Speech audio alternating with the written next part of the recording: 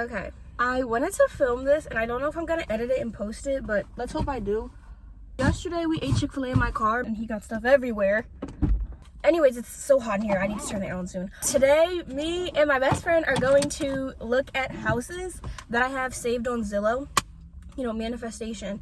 And we're going to 2 open houses. Yeah, so basically that just means like you can literally go in with the realtor and just look at the house essentially. But I'm sweating bullets and I'll film again when Nadi gets here. It's so hot in here.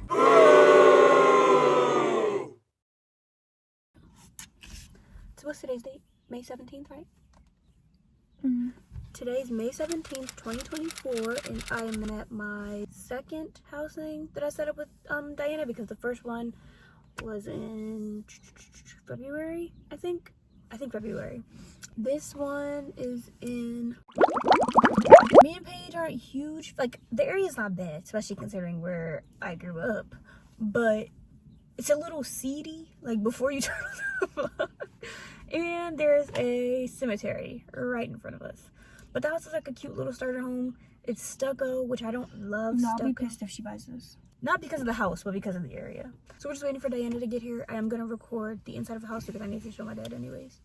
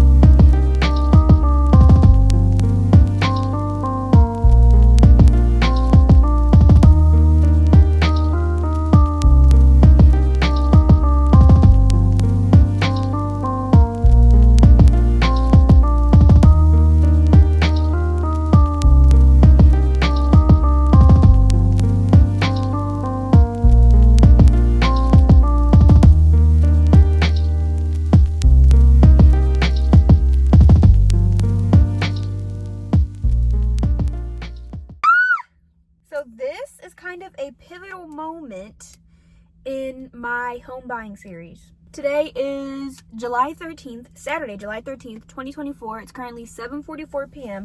I have my laptop open in the car, and let me update you all on why I have my laptop open in the car. I saw 2 houses today, both of them being in, and the first one, it wasn't like horrible. It was horrible for me because I don't have the funds to put into a home that needs a lot of work. Even my dad said if someone came into this with like a couple of dollars to invest, it's like a gem. Like they found a true gem because it wasn't bad by any means. You just would definitely need about 50 to 60,000 to start coming in there if you were like trying to get the house in true tip-top shape. I don't have $50,000 to $60,000 to get a house in tip-top shape after paying all the costs of coming into the property. So you can see my pickle. So that was the first house. I'm gonna put clips because I took clips of literally every single home I've seen thus far. We went in there and it really, like, at first glimpse I was like, okay, like this really isn't bad, but then you look around and you start noticing the ceiling is cracking and stuff. Wait, let me put my glasses on. Jeez Louise. The flooring is all like sloped or whatever, and there was like just a ton of stuff. Everything was kind of, you know, just needing to be touched up. That's not something that I'm looking to do as a starter home, you know. So for me it was like, okay, there's too many little projects here. Like they had a whole room where like the insulation was torn out, the drywall was torn out, like big stuff, and it's just like, okay. But I say that to say that was the first house I saw. And luckily, we had a second house to see directly after that. And I was like, okay, I'm so excited to see this house. I was genuinely so excited. Me and Nadia were excited. And my dad even. And my dad doesn't get excited about anything. So me, Nadia, and my dad were all like, oh, we can't wait. Nadia, unfortunately, couldn't come with me because she had to work. So it was just me, my dad, my stepmom, and my realtor. So they all came with me. And we saw the second property. As soon as we walked in, mind you, we obviously looked at all the properties on Zillow first. So we knew what we were like kind of getting into. As soon as we walked in, first of all, the carpet, boom, fresh. It smelled like fresh new carpet in there, which everybody loves, obviously. A new carpet, that's bomb. That means you're not going to have all the nastiness from the last people. So the carpet was beautiful. The paint everywhere was fresh. They just painted everything. There was nothing wrong with the flooring. Obviously, I said the carpet was new, but they had a little deck in the back. Not a deck, but like a little backyard area. The one thing that I was like, oh, like that's going to need to be fixed. The shed doors are like a little wonky, so I would have to get new shed doors. But like that was it. The basement was finished, partially finished. The laundry room section was like the unfinished section, but it was literally, you can close a door and then you wouldn't even see it. It had a bar. Very fun. I am not a bartender, but I can easily become one if I have a bar in my home. We could make some Shirley Temples and whatnot, you know. So it was 3 bed, 1 bath. The bedroom, the master bedroom was great. The other 2 bedrooms, one would be good for a guest room, the other one I would want to use for an office room. The bathroom was a cool size. I'm not really opposed to like a smaller bathroom. My mom's house where I live, where I grew up, smaller bathroom, and like it's not a big deal to me. I don't need like a huge bathroom. Oh, and there's oil heating, which was something I was very, very, very like deterred on. And so my dad had oil heating in a house he used to live in, and it's not the worst thing in the world. And because of how much I love the house, I didn't want that to be what like knocked me out the ring, you know? And my dad and I crunched the numbers. My dad, my realtor, my best friend, who is a numbers girl, she's literally an accountant. We crunched the numbers, really they did. I'm not good with numbers. And, you know, we tried to look at, you know, how much I'm looking at monthly, and it wasn't terrible. And down the line, once I start making even more money, I could look into converting the oil to gas, which is probably what I'll do. Like hopefully in the next 2-3 years, I could do something like that. It's a bit of an expensive process, I won't lie. It's like on the low end $6K, on the high end $15K. So it is a little bit of an investment for sure, but also would make the home value go up. I'm pretty sure. I think once you switch the oil to gas, your home value goes up quite a bit, I think. Somebody fact check that. But yeah, so that was my one deterrent. But other than that, there really wasn't anything. None of us, my dad, my stepmom, my realtor, there was nothing that any of us were outwardly like, okay, this isn't, no. Like everything was like, man, this is practically ready to move in, like literally like move in tomorrow type, you know what I mean? Oh, also the thing I love the most, oh my gosh, there's this huge bay window in the living room. It was beautiful, and it was like crystallized. You'll see because I have a video. And the homeowners, they keep the shrubs cut down so that the sun like is never blocked. Y'all, it was, I want to cry just thinking about it. Like, it was so beautiful. That bay window was literally the first thing me and my stepmom were like, oh my gosh, look at the bay window. Like, we were obsessed, you know? And it has a dining room, which a lot of the homes we were seeing didn't have dining rooms. It had dining room, which I thought was so cutesy. Me and my cats are gonna eat food in our dining room because I'm getting 2 cats. No matter where I go, no matter where I live, no matter what home I buy, I am purchasing 2 cats. I've always wanted 2 cats. And I'm gonna have my own house. Heck yeah, I'm gonna buy 2 cats. Because who's gonna stop me? My name's on all the bills here. You feel me? So that's my plan. Anyways, when we were walking through the house, my stepmom just kept saying, Des, I love it. I think this is perfect for you. My dad kept saying it. My dad hasn't said that once, and he's seen all the houses with me thus far. My best friend, before I even saw the house, the night before I saw the house, she literally was like, bro, I think this is the one. Like, I love it, because she also hasn't said that yet. So even my realtor, who's been like super unbiased this whole entire time, even she was like, I think this is a good one. What do you think? Like, you know, she's very much like, make your own decisions, please don't let me influence you, which I love 100%, obviously. But she, for the first time, was like, I do like this, you know? So my realtor was like, are we thinking about putting an offer? And I was like, I think we're thinking about putting an offer in. So I started this whole entire journey July of 23. That was the first time Nadia and I went, and we went to go see an open house together, and that was literally July 23. We saw an open house, and that is actually, we went to see 2 open houses that day, and that is actually where I met Diana. So Diana's my realtor. The second house we saw, we went in, we looked around, we were about to walk out, and Diana stopped us and was like, hey, did you want any paperwork or anything? And I was like, you know, do you mind if we chat? And I said, okay. And I told her, I was like, I don't want to waste your time. Like, I am in no position to buy a house right now. Like, not even in the next few months. And she was like, oh, I don't care. Take my information down. I'll take yours. And that was literally a year ago, darn near to the date, which is so insane to think about. And for that entire year, she's been with me, like, in the trenches, going to see all the homes with me, getting all the numbers ran, just doing everything and then some. So when we left, I told her, let's put an offer in, and she's currently working on putting an offer in for me. I just docu-signed a crap ton of documents and submitted literally a bunch of information. Like, they know everything about me now. I just submit everything to my bank account to a T, checking and savings. So that's where we are right now, and she's working on the offer letter.